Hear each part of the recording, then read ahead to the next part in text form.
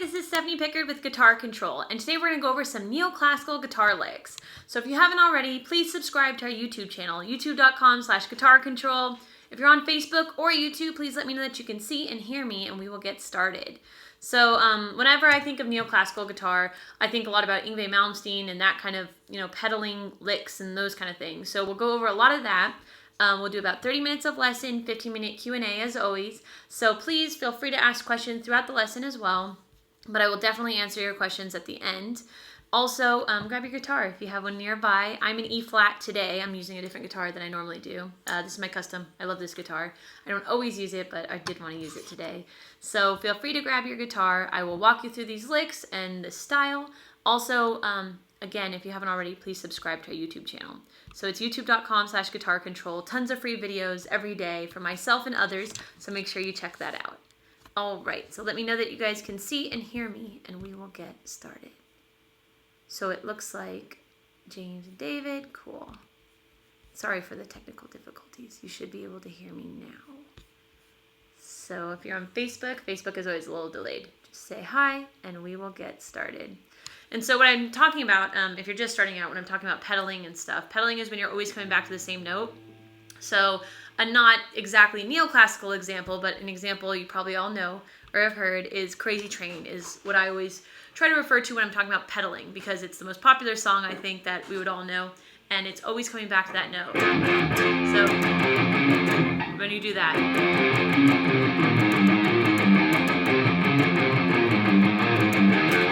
we're always coming back to that F sharp, except when we drop.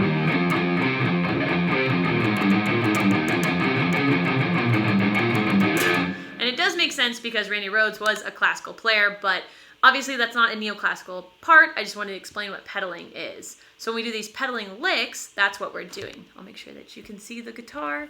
And so an easy lick that I kind of want to start you guys out on, I want to try to go over Figuetta by Yngwie Malmsteen if we have time, but I'll get you started on kind of an easier lick first. So if you can see me on Facebook, say hi. Cool. Raymond, Arganez, awesome. Cool. Thanks, guys. I'm glad you're all here. So let's go ahead and check out just a simple pedaling lick. So I'm just in the key of A minor for this one. I'll make sure you can see me. Sorry, I gotta toggle between you two. Cool.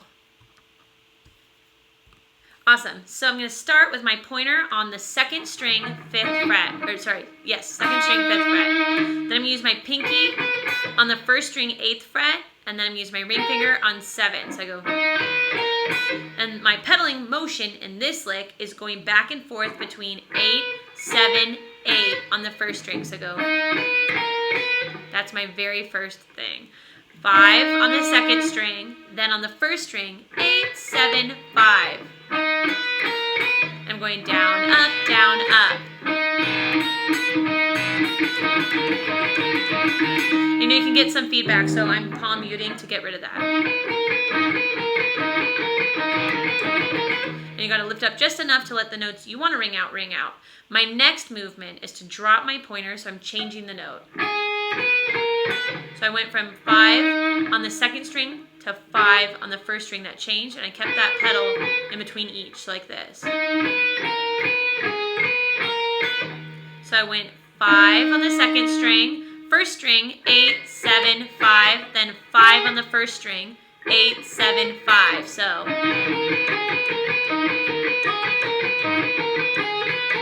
just switching back and forth.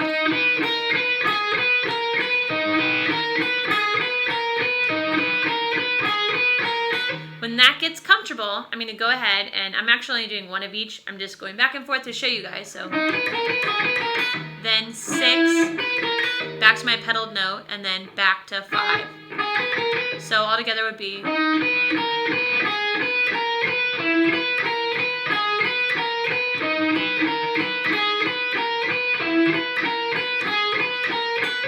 So let's see how that one's coming along for you guys. I think that one's pretty fun. So just getting used to that.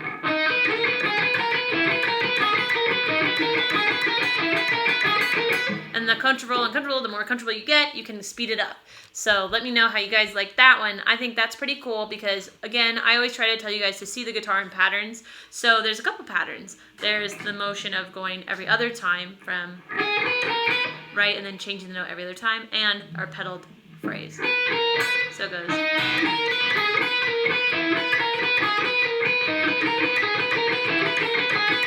And it really gives you that neoclassical sound, having that little half-step movement and always coming back to a note. So I think that's a really good example just to get started. The second example I have is quite a bit harder, so I wanted to start with that so we could get kind of comfortable and kind of hear what makes something sound neoclassical.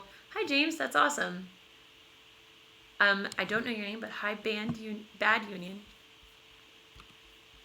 Let's see. Hi, Andrew. Hi, Randy. Hi, Joseph. Hi, James. Awesome. It sounds like it's going well, so we can all see and hear me. Cool. Thanks, Raymond. Yes, grab your guitars. This is a lot of fun. So, we've talked about this before, too, is sometimes learning something that's totally different than what you would do is also really fun and eye-opening, because maybe you don't play things like this, but kind of, hi, Peter, maybe kind of just throwing something that's neoclassical into your playing will make your solo sound really different and special. So just switching between, getting that half-step motion. So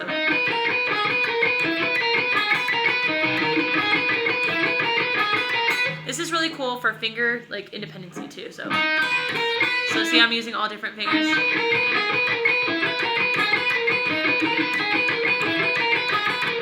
So I do like this one because we have those two different things going on. We are not only switching the very first note every single time, but the first and third time are different, and the second and fourth time are the same. So see the guitar in patterns too, and see things that you learn in patterns, because it will make it a lot easier.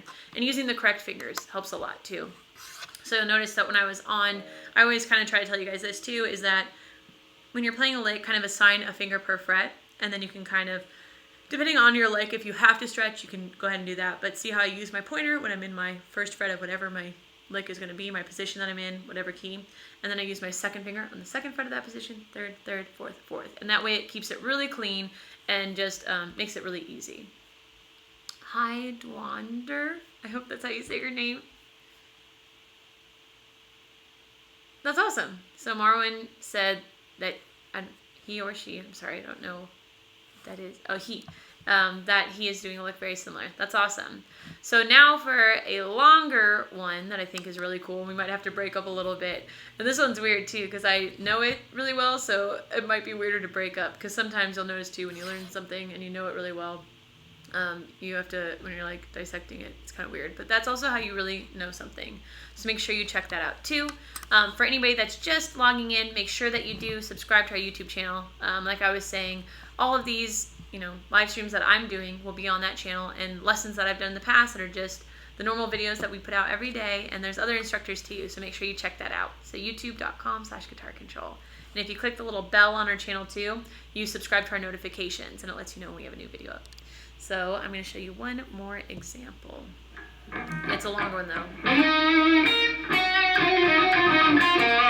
And I'll go ahead and break it up a little bit because it is longer. So the very first thing I do is I slide on the third string from 7 to 9, but I do it a lot faster than that, so you don't hear two separate notes. I just go. So 7 to 9, but a really, really fast slide. And then I go ahead and jump. I'm using my third finger to slide. I jump with my pointer to the first string, 7th fret.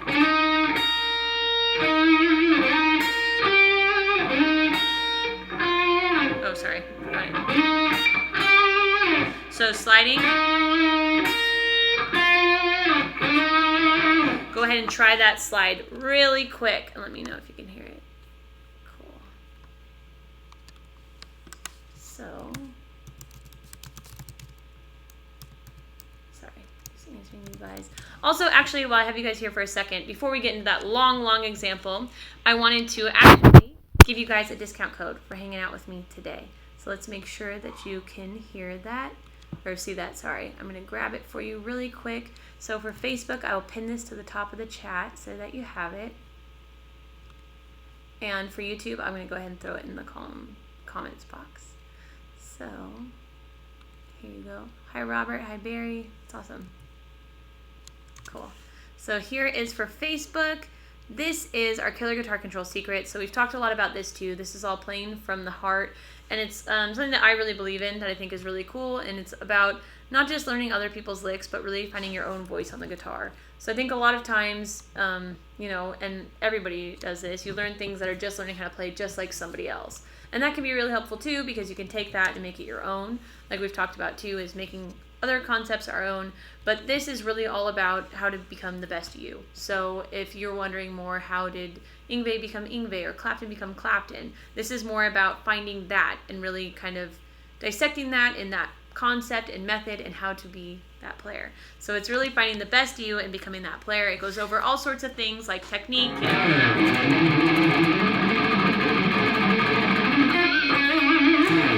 all like the speed picking and stuff, all the sliding like we just did, you know, all of that stuff, and just hammer-ons, pull-offs, whatever techniques, the things that kind of color our licks, and then fretboard knowledge, which is, you know, everything about the guitar. So fretboard knowledge is chords, scales, arpeggios, anything like that, and then hand-brain connection. So getting what's in your head out of your hands. So really, if you are the type of player that has, you know, something in your head, music in your head, and you just can't seem to get it out or find your own sound, this is all about that. So make sure you check that out. I'm going to give that to you guys one more time, so make sure you have it. And yeah, it's really, really helpful, so make sure you check that out. All right, so I'm going to show you this. Again, I am a half step down, so let's make sure you can see me all right. Cool. Sorry, just going to check in on you guys one more time. Hi, Bad Union, I know. I know it's easier when you have fret markers. I'll read them to you guys, or I'll tell you guys, and I'll use my other guitar next time. I just wanted to use this guitar today. I'm sorry. All right, let's see. Thank you. This does not cover sweep picking, but sweep picking would be an awesome lesson to do. I think that would be a lot of fun. Okay, so but grab your guitars if you have them nearby, and let's learn this one. So, all right, we start with that slide, and then I place my pointer on the first string, 7th fret, and then I use my middle finger to hold down the 8th fret, 2nd string. So I go. And what really makes this neoclassical to me is those little stops and all the inflections that we're doing. So I slide quickly, and then I kind of choke that note, I stop it really quick, and then I add vibrato to that note. So sliding 7 to 9 for the people that were saying fret markers, it's not having them is annoying, I'm sorry. So 7 to 9, then pointer on the 7th fret, 1st string, then my middle finger on the 8th fret, 2nd string, then hammer on pull off. So these are a bunch of the techniques that I was saying that we would cover in that DVD too. So 7, 8,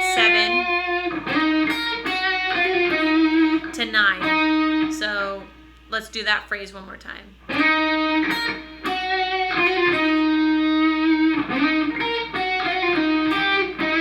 Sorry.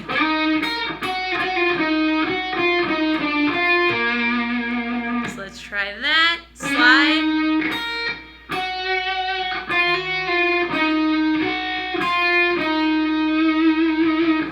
So I'll walk you through it again. Slide 7 to 9, then hold down the 1st string, 7th fret,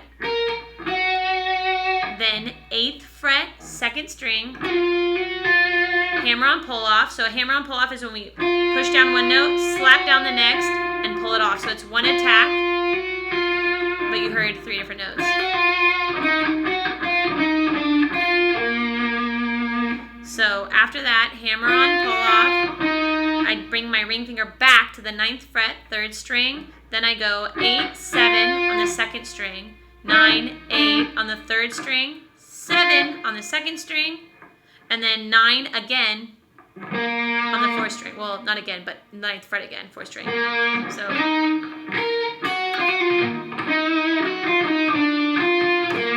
let me do that, sorry, slow for you.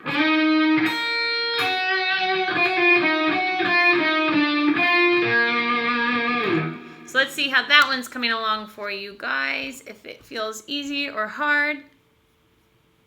I'm not using the half step because it's easier for bending. I'm just using the half step because I have a Floyd on this guitar, and I use this when I write my solo stuff. Thank you. This is an Yngwie Malmsteen song, so make sure you check it out. Hi Roger, hi Anthony. That's awesome. You guys are from all over the place. That is really cool. All right, let's make sure you can all see me. Cool. All right, and feel free to ask questions too. I really enjoyed this song. This was a really cool step for me from like all the shred stuff that I was learning and really into to kind of playing more neoclassical stuff. So for me, this song really helped me. So I hope it really helps you guys too. All right, let's go ahead and take a further look at it. Okay. And let me know that you guys can see everything. Okay. Okay. So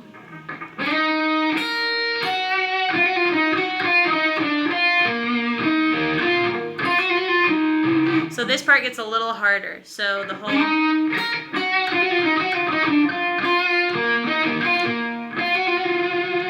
we go 9. So 9 on the 4th string is where we ended. Then we go 9, 9, 7, 9. So I'm going to break it down for you slower. I think sometimes when I'm playing it faster, it's probably really hard to follow along when I also have no fret markers. So let's just do it a little slower for today. And this piece isn't played super fast anyways. So from the beginning, that's where we left off. So after that 9, I'm going to go to the 3rd string, 9th fret, 9, 9, back to the 4th string, 9th fret. So again, pedaling.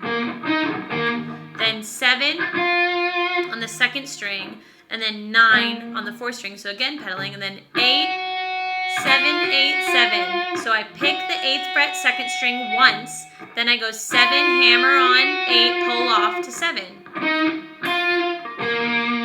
And then I go 7, so first I went 9 on the 3rd string, 7 on the 2nd string, 9. So let's try all that together.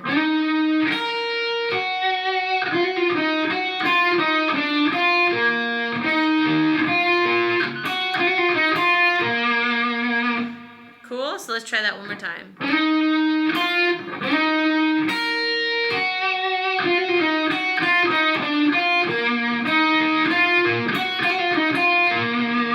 And then it gets a little more complicated. So let's try all that and see how we're doing. So let me know if you guys have your guitars, if you're finding that easy or difficult or how it's feeling. So some of these are in different languages, so I can't understand them. Cool. Thanks, Raymond. I think this is a really fun one. We might not have enough time to do all of it, but I do think it is a really fun one. So I might have to skip around to it. But if you just tuned in, we were talking a lot about pedaling on the guitar and how that's a really neoclassical sound, is when you're always referring back to a note. So pedaling is coming back to that note. So in that example we did earlier, it's always coming back to like, not a motif, but a little phrase. So just like something that is always, you remember it and you've heard it before and it's repetitive. And a lot of times too, in the background, the music will be changing, so it won't feel so repetitive too. Like the chords will be changing and it makes it feel totally different, which is also a really cool songwriting trick. Make sure that you guys can see me. I have coffee. I have my Darth Vader cup.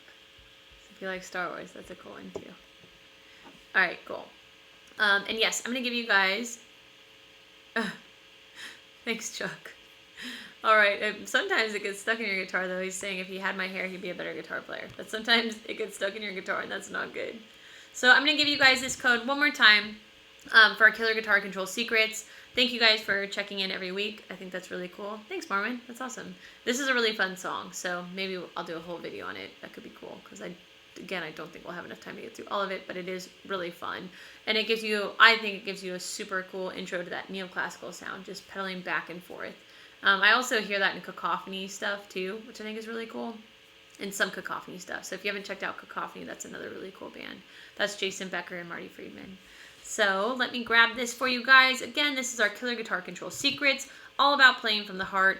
So just kind of finding the music that's in your head. So, you know, we have talked about this, and I've told you that for me, it was a huge breakthrough when I started using jam tracks, and I started really just practicing like what would I sound like, and then I took things from other players that I liked and kind of made my own sound. And I like a lot of pinch harmonics, and I like a lot of vibrato and stuff that's maybe more metal techniques, but I like to bring it into other genres as well too.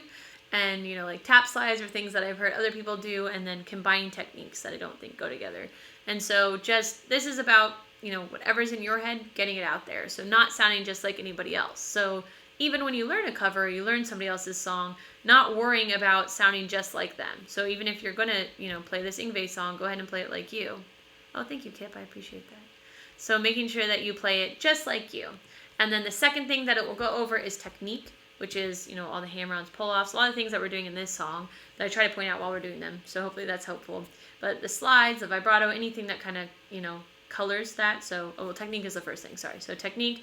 And then the second thing would be fretboard knowledge. So that's everything about the guitar, the chords, the scales, arpeggios, anything like that. And then the last thing is the hand-brain connection. So getting what's out of your head into your hands.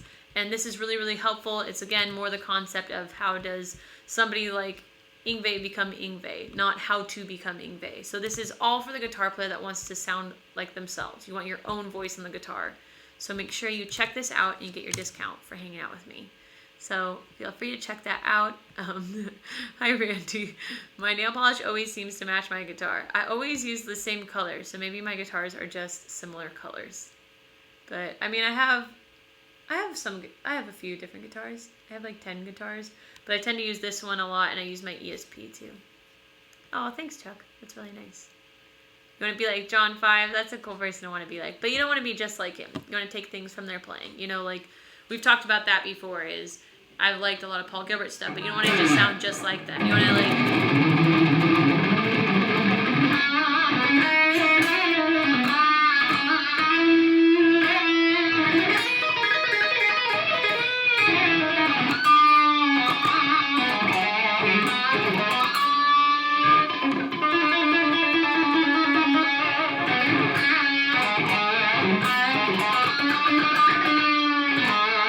So it's like, I like that thing that Paul Gilbert does when he does like a little tap slide, but I like to do it, I learned it from Green Tinted 60s Mind, and it's just one. I think it's actually good.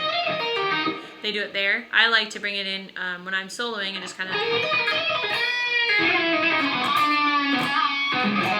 bring it into different things. So that's kind of what I'm talking about, is not just trying to be like somebody else, but taking inspiration from other people for sure, but adding it into your own playing and your own style. So cool. Thank you. That's cool. All right. Awesome. So back to our neoclassical playing. We only have a few minutes left, and then we will do a Q&A. So if you have any questions, feel free to ask me. But yes, this is all about just kind of realizing the similarities that you do, like what makes something sound neoclassical. So again, check out that DVD and that code. But yes, this is more like what makes something neoclassical. To me, it's that half-step movement that we went over in that very first lick, just kind of a motif for coming back to something. You know, that's really neoclassical to me.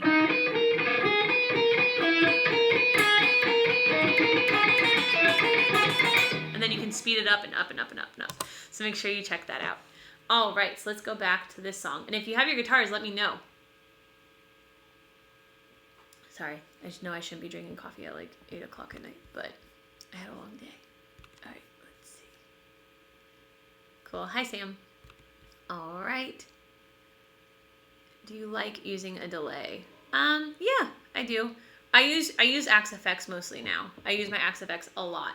I like a slight delay though, because I think it's just kind of like a more polished sound, but it depends. I don't use a ton of delay in like my writing or anything, but I always like when people do. But I really swear by Axe FX, so I don't know if you guys have it, but I love using my Axe FX.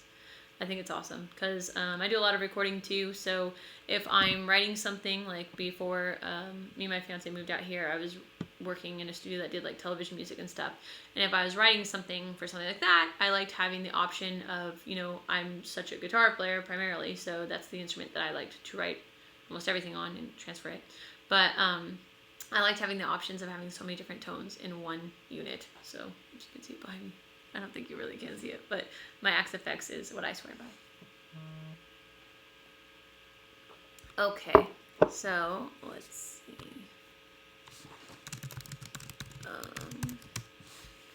All right. And thank you guys again for checking out. Why is it that when I play a few notes, I can't get to sound amazing like you? Oh, thank you. I think it's always weird when you're you, so like sometimes I don't know, I hear like everything. If I do anything wrong or anything even like a little bit, I get like, I don't know, I hear it. So I think you always hear it when it's you. So don't be so quick to like judge yourself. It might sound better than you even think. But what I do that I think maybe not everybody does is, and a lot of this I have to credit to my teachers too, because my teachers were really good about telling me that as a female doing shred music, I was probably going to get picked on a lot, which is true. You know, sometimes you get picked on way less and sometimes you get picked on way more. But my teacher really, really told me to have good vibrato. And I think that was something that was a huge lesson for me. And he really like drove that into me and made me work on it and work on it and work on it. So I try to pay a lot of attention to detail with every note that I play. And I think it's really good to also try to think as a vocalist too, because you'll hear that like, why do I like this singer so much, or why is that person so good? And sometimes it's just the inflections that they have, or the way they end their phrases, or just that vibrato that they put on. So I try to really put that into every note, you know, like care about every note that you play, you know, make it sound really musical. Even just that little phrase, like take that little phrase and just slide. And then if you're practicing at home too, that is the best time to really isolate things and really make a difference. Because when you get up on stage, you're in a lesson or you're doing something, that's too late. Like it's not time. So you want to make sure that you're really caring about all of those notes. So what I do is I would just take that note and make that slide sound so good that that's what you think sounds awesome. You know, like I studied with Bruce Boyer from Racer X for a while, and one of the best things he ever said to me was, play like Highway to Hell. Play a song that you think is kind of easy or simple and make my head turn. Like play that riff that you think is so easy and make it sound so good that I turn my head and I want to learn that song, or I want to know who played that riff. And so that really meant a lot to me, and I started trying to do that with everything that I do. So really make that lick, even if you think it's silly or simple, make that turn heads. And so I think that's a really, really important lesson and a good mentality to have too. Hungarian minor. Yes, please. Let's see. But yes, try to put everything into, you know, thank you very much. That's cool. That's even better. Oh, thank you. That's really nice. Your teacher was a record player. I think that's actually pretty cool. I remember my teacher saying, like, all these kids just have tabs and have all these things that they're not learning from your ears. So I would say some of the most important things that I think are putting effort in, like, I really hope I'm saying your name right. I'm so sorry, Marwin. If I'm not, you can tell me, and you can maybe spell it so I can say it right. But really put a lot of feeling into all of those notes. So, you know, that first phrase, even take it and pay attention to detail. So especially the guitar players that you like. So say you see Steve Vai play something, you're like, what did he do to that note? I remember someone else telling me that, like, listen to a recording and listen to every single detail. Like, was that an upstroke or a downstroke? And I mean, you don't need to be that crazy, but you can just say like, oh, they put vibrato on that note and I noticed that it really made that sound special. Or the way that that note was choked and it was really quiet made that next note really stand out. So just like a vocalist, you know, you don't want to overdo anything, but just making everything kind of count and putting a lot of care into what you're playing. And especially like make it sound like you. Cool. Awesome. Thanks, guys. How long have I been playing? I've been playing for 12 years. Pretty sure it's 12. Might be a little bit more, but it's been a minute.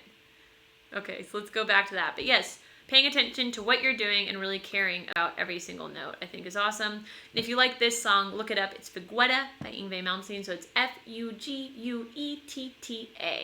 And if you really like it, maybe I can do a full video for it for our channel. That would be cool, where we can kind of focus on that. I know these go by so fast because we're talking and playing too. Because right now, it's actually time for Q&A. So go ahead and ask me questions. I wish we got through more of that, I'm sorry. But the big point I wanted to make today was just really going over kind of how those half-step little motifs, and like I call them motifs because you're always, it's something that's memorable and it's musical, but it's not crazy. But pedaling back and forth. And, you know, the example I first used was Crazy Train, and Randy Rhoads is a classical guitar player, so that kind of makes sense. But that's obviously not a neoclassical example. All right, so while you guys are asking questions, hi Orlando. While you guys are asking questions, I am going to give you that discount one more time, so feel free to ask me questions. Thank you guys so much for tuning in. It's really cool to see you guys all the time. I will be back on Tuesday, every Tuesday and Thursday at 7 Central with topics from you guys. So I really appreciate you sending those in. I'm going to give you, that's awesome. Yes, I have seen him. And yes, Ingve, Melody, and John Sykes. Marianne, as long as you enjoy playing, that's the main thing. Yes, Bad Union said the best. As long as you enjoy playing, that's the main thing. I try to always really say that too in these streams, because that's really what guitar is all about. I truly enjoy playing the guitar, so it's really fun to practice or do anything with the guitar, and hopefully that's what you get out of it too, because for me that made all of the difference. Before, when I, was just starting out, and I don't know, you go through that phase where you're like, oh, that's not fast enough, that's not cool, or that's not this. That's actually when I wasn't my best player at all. I was just focused on things that weren't cool, or, it's not as rewarding. Like if you just play something super fast and you don't land on that note really cool, or kind of like put feeling into it, I think that's something really cool too. I remember Paul Gilbert saying that the guitar is the only instrument that you can, I think it was Paul Gilbert that said it. It might have been someone else I took a lesson from. But it's like, what other instrument can you do that? Like the guitar is so expressive, everything.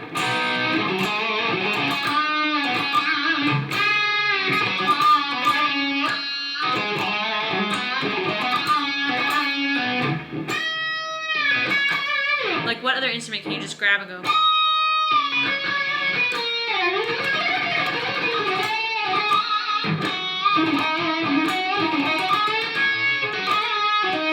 There's not many instruments that you can do that, is the point. So, a keyboard, I know you have your pitch shift and everything, but you can't really just get that like raw feel that a guitar gives you. So I think that's what's really cool.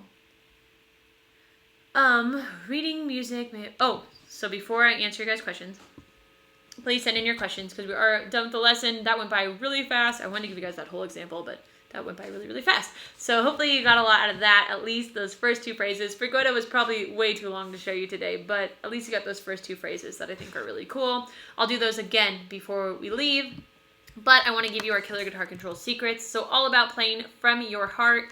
Really important, really cool, so I would check that out.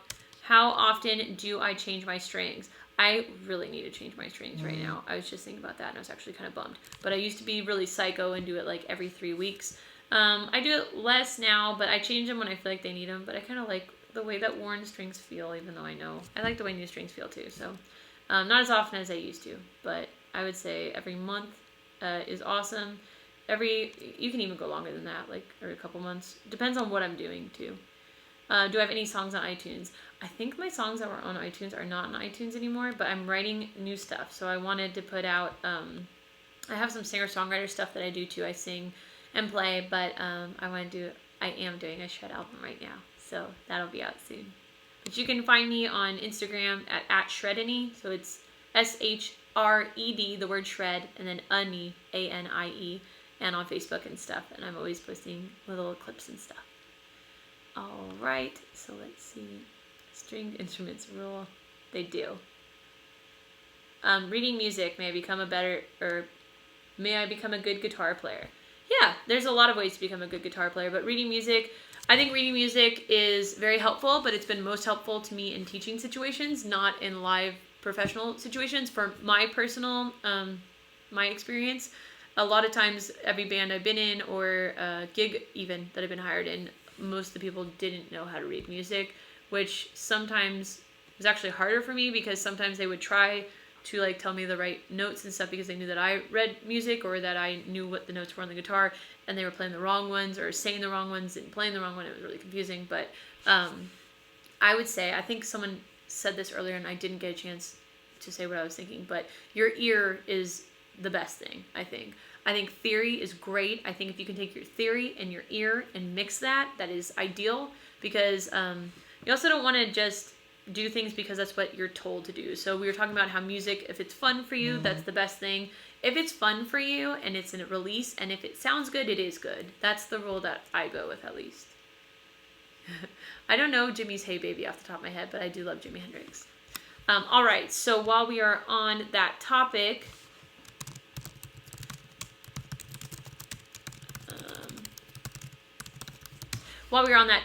I want to give you guys that code again I know I was like giving it to you and talking and I got distracted. Sorry, you have a lot of questions today, which is really awesome. But yes, Killer Guitar Control Secrets. So check this out, all about playing through, like from your heart, getting your voice out there. So check this code out. Thank you guys for hanging out with me today. I really appreciate it. I will be back Tuesday. These topics have been awesome. They're a lot of fun. So keep sending in your topics that you guys want us to do. What gauge strings do I prefer? 10s. I like 10s because it's just super, for me, it's not super heavy, so I like the way that they feel, and I don't feel like I lose any tone, so I like that a lot. I used to do 9s, and then I did the hybrids, but I'm pretty much a 10s girl, I would say. If I tune down, though, more than a half step or a whole step, I do go up a gauge. So I think that's a good rule of thumb, because your strings, you'll notice that if you do that, they become floppy and they become too loose. So going up a gauge will actually feel like your normal gauge. So usually when you go a whole step. Thank you, Raymond. Do I have a warm-up routine before I go on stage? And what rig are you playing through effects? Chris, I am just using Axe Effects. Right now, I am using the Dizzy VH4 Channel 3 patch. It's slightly altered, but not much. So if you have Axe Effects, I would go to that. Gary asked me about my warm-up routine. I do have warm-up routines before I go up on stage. I'm a big fan of stretching. I've told you guys before that I had a really bad wrist injury where I was told I was never going to play fast again, and it was totally awful and not true, so that's cool. But I like to stretch, so just easy stretches, just there. Like, treat yourself like an athlete across your body, like even over your head and everything. And then I do just the like really simple chromatic exercises, like, and then shifting up. And then I would probably just warm up it.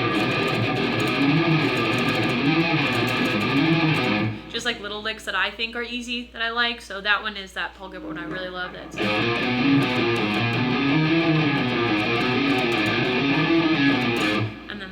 after I warm up, I just kind of like jam a little bit.